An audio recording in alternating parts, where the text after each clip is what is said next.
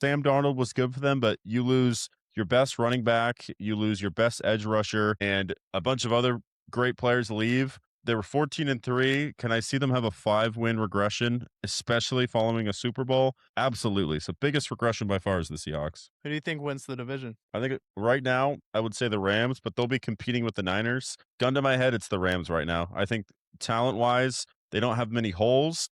Matt Stafford, if he can play like an MVP again, then this team should win the division. Cardinals over under 6.5 wins. If that comes out, you like that? Taking the under still.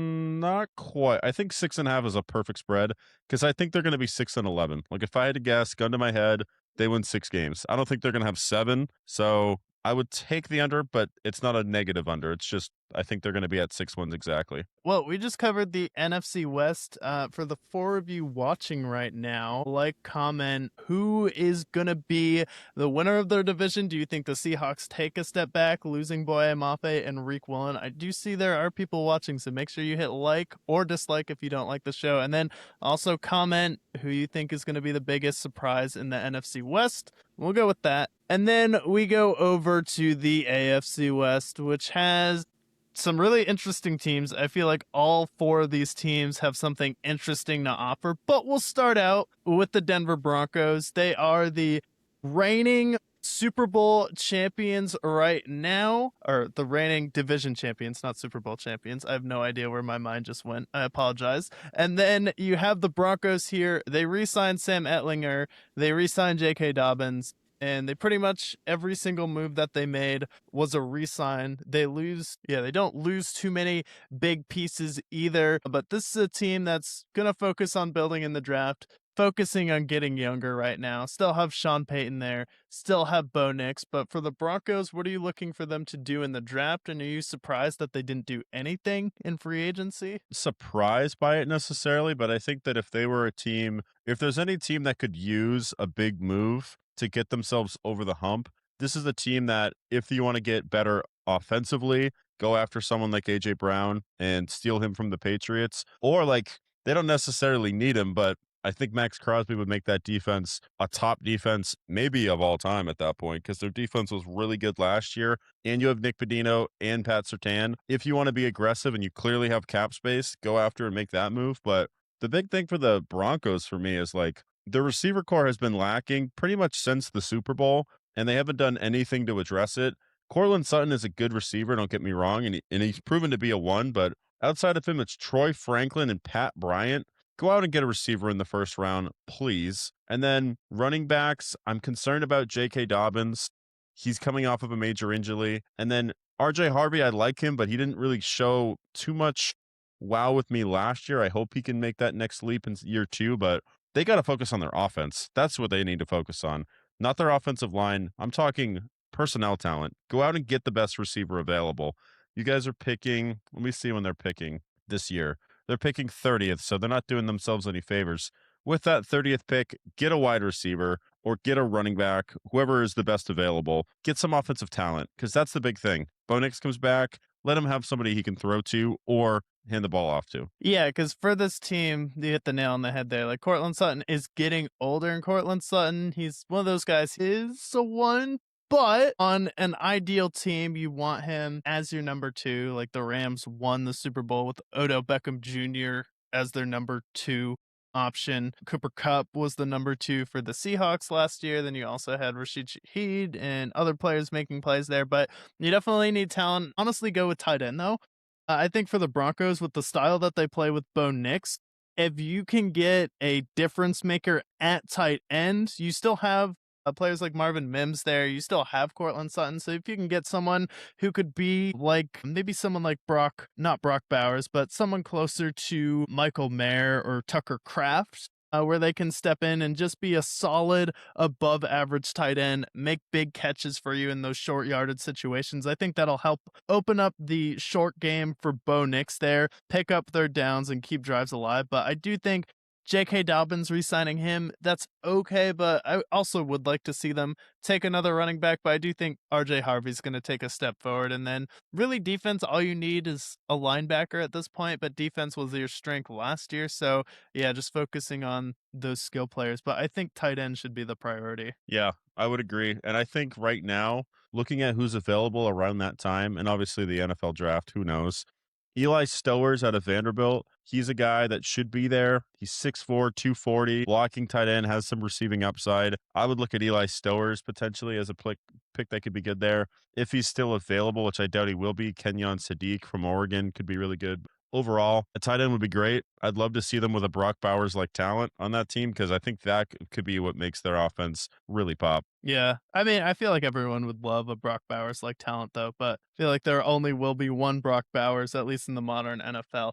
But what can you do? So for the Broncos, I'm pretty optimistic. However, the only thing that concerns me about them heading into next season is how many fourth quarter comebacks they had. And typically the following year, those go the other way. You think of the Vikings, a lot of teams that had close one possession games get to Shape. the playoffs. And then again, against the Buffalo Bills, it's a close one possession game. You go to overtime in that one, where there's some situations where if Josh Allen has a straight head on and sees Dawson Knox wide open walking into the end zone, the Bills probably win that game. And there's a lot of what ifs with the Broncos. So typically flips going back the other way. So in the chat right now, do you think the Broncos take a step back? Do those fourth quarter woes come back to haunt them? Or is that just a fallacy on my end? Let us know in the comments. Then we move on to your favorite team in this division. They go out Yeah. there, they re-sign Trey Lance. That was a priority for the Chargers. Make sure we have that solid backup in Trey Lance. And then they sign Keaton Mitchell. That's a really solid pickup at running back. At fullback, they pick up Alec Ingold, Charlie Kohler at tight end. They re-sign offensive tackle Trevor Penning. They sign offensive guard Cole Strange. Solid pickup there. Tyler Bardiz, offensive lineman Trey Pipkins re-signed. Also sign Tier Tart to your defensive line there. You re-sign Khalil Mack, which is a big re-sign for you. And then you also sign Delvin Tomlinson, Deion Leonard, Denzel Perryman re-signed, and then Deshaun Phillips re-signed. So you pretty much re-sign your entire linebacking core. On top of that, you re-sign Josh Harris. What a mouthful that was. Chargers got busy. They did get busy. Keaton Mitchell, nice addition. Pair him with Kamani Vidal and Amarian Hampton. Offensive line help, which they desperately need. They get two solid starting offensive linemen. Can they all stay healthy is the big question, because their offensive line going into last season was supposed to be good, but then every single person dies for them, and it just doesn't work out for them. So if Joe Alt, Rashawn Slater, and all these other guys can stay healthy, I like that. My biggest concern with the Chargers going into next season is last year their defense was top 5 and 6 in the league, and they lose Jesse Minter to be a head coach for the Ravens. And just like our concerns with the Niners, I think Jesse Minter and what he did for them last year, he held the Patriots to 13 points in that playoff game, really had them struggling out there. If Justin Herbert doesn't melt down and struggle against the Patriots defense, we could be talking about a team that's facing a banged up Broncos team the next round. So I think the Chargers, their offense should be fine. I would like them to go out and get another receiver, make Quentin Johnston a third, because that's kind of what he is ultimately, and then get somebody that can pair alongside Lad McConkey. That's what I would like them to do. Will they do that? I doubt it, but right now, for the team that was 11 and 6, I think they're probably 10 and 7 next year, unless if Justin Herbert finally becomes the guy that Twitter says he is. But yeah, what are your thoughts? Chargers wise, I think that for me, I would honestly go after a receiver or bolster up the defense, because you did have some losses there. Yeah, I'm thinking receiver right now in the first round. Then we go offensive lineman now. And the thing with losing Jesse Minter, yes, that may hurt you. The only difference is Jim Harbaugh is kind of a smash mouth defensive rah-rah guy. So I do think your head coach still is more of a defensive minded guy, kind of that grit and grind mentality. So I don't think that'll be as big of a deal as losing Robert Saleh will be for the San Francisco Niners. And then I like that they went out there and they were at least aggressive trying to sign multiple offensive linemen. You go out there and get an offensive guard, and then you sign a new center, and then bringing back your entire linebacking core is huge with re-signing Delshon Phillips, Denzel Perryman, and then Deion Leonard, and then bring Khalil Mack back for 1 year. So I do think the defense will still be good, but you have to get more firepower for Justin Herbert on offense, because Justin Herbert isn't going to be one of those quarterbacks like Brady or Mahomes that can just get you there with a really good defense and some pieces on offense. This guy is going to need a top 10 defense, and he's also going to need a damn near top 10 offense to get him there. Albeit he was dealing with some terrible offensive linemen, I think this is a step in the right direction. I do think, though, in free agency with offensive linemen, you're really kind of taking a stab in the dark, because I feel like the reason why it's so tough to sign an offensive lineman is, one, I feel like this is one of the biggest units where coaching does matter a lot, because you do have to operate as a unit. And also, part of that has to come with the command from your quarterback, making sure people are doing the right things, which is maybe somewhere you can point to Justin Herbert.